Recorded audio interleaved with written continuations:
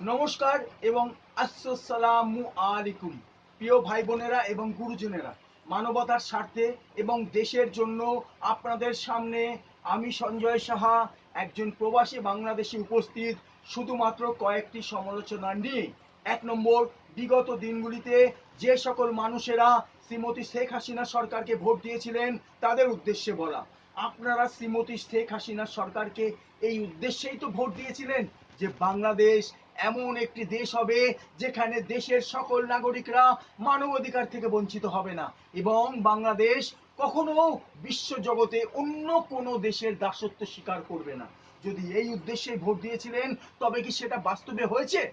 2 নম্বর, রাস্তাঘাট ভালো হয়েছে এই অজুহাতে যদি কেউ শ্রীমতী শেখ হাসিনা সরকারকে ভোট দিয়ে থাকেন, তখন তার উদ্দেশ্যে বলা, শ্রীমতী শেখ হাসিনা সরকারের মধ্যে থাকা লোকজনের মতন যদি দেশের অন্যান্য নাগরিকরা শ্রীমতী শেখ হাসিনা সরকারের তৈরি সেই সমস্ত রাস্তাঘাটের মধ্যে দিয়ে চলাচল করার অধিকার পায়, তবে শ্রীমতী শেখ হাসিনা সরকারের মধ্যে থাকা লোকজনের মতন দেশের অন্যান্য নাগরিকরা মানবাধিকারের সমানতা কেন পাবে না? এই প্রশ্নের উত্তর কেউ দিতে পারেন? 3 নম্বর, প্রবাসী বাংলাদেশিরা বাংলাদেশে জন্মের কারণে ভারতীয় ভোটার কার্ড পেলেও মানবাধিকার পাবে না, এবং উল্টে তারা শত্রু পরখ হিসেবে ভারতীয় আন্তর্জাতিক অপরাধীদের হাতে শোষিত, অত্যাচারিত হতে হতে মরতে থাকবে। এই সত্য জেনেও তাদেরকে ভারত থেকে উদ্ধার না করার অর্থ কি এই হয় না যে শ্রীমতী শেখ হাসিনা সরকার ভারতীয় আন্তর্জাতিক অপরাধীদের হাতে ইনোসেন্ট বাংলাদেশিদের এক প্রকার বিক্রি করে দিয়েছে? এইসব উদ্দেশ্যেই কি বাংলাদেশ স্বাধীন হয়েছিল?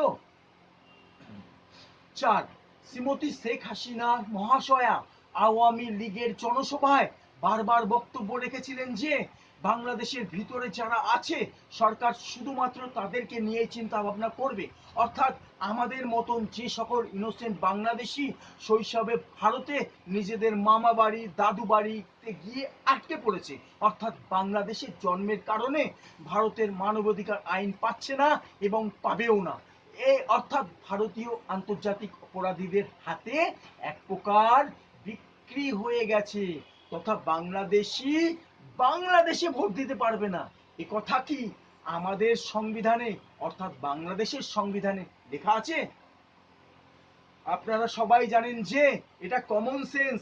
বাংলাদেশে জন্ম, বাংলাদেশের নাগরিক যত বছর ধরেই ভারতীয় আন্তর্জাতিক অপরাধীদের দ্বারা ভারতে বন্দী থাকুক না কেন, তার বাংলাদেশে ভোট দেবার অধিকার আছে। কিন্তু পাসপোর্টের অভাবে এখনো আমি বাংলাদেশে আসতে পারিনি, অথচ 2018 সাল থেকে বাংলাদেশে আসার জন্য সরকারকে অনুরোধ জানিয়ে চলেছি।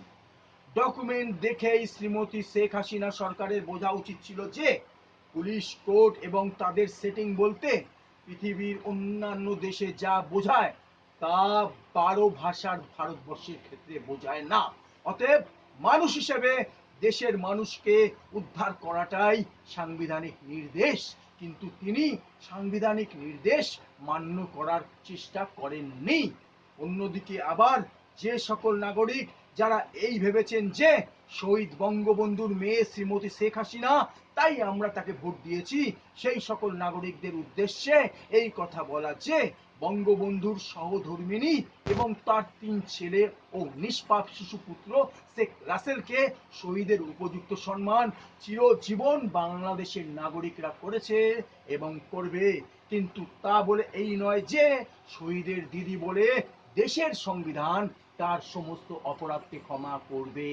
অন্যদিকে আবার যে সকল নাগরিকগণ যারা এই ভেবেছেন যে শ্রীমতী শেখ হাসিনা সরকারকে ভোট দিয়েছি কারণ আমরা খেয়ে পড়ে বেঁচে আছি, সেই সকল নাগরিকদের উদ্দেশ্যে এই কথা বলা যে শুধুমাত্র খেয়ে পড়ে বেঁচে থাকার জন্য মানুষ জন্ম নয়, অর্থাৎ আমরা এনসিপি জোট আপনাদেরকে সুখে স্বচ্ছন্দে আনন্দ করতে করতে বেঁচে থাকার অধিকার দিব।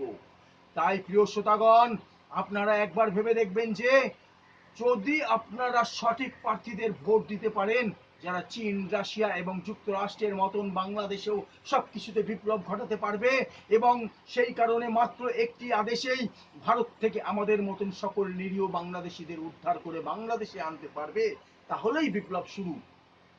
বাংলাদেশে বিপ্লব সম্ভব এটা প্রমাণ হয়েছে যখনই আবার দেশের সবচেয়ে ভালো ডিএনএর মানুষেরা জুলাই 2024-এ দেশের জন্য নিজেকে আত্মবিসর্জন দিয়েছে।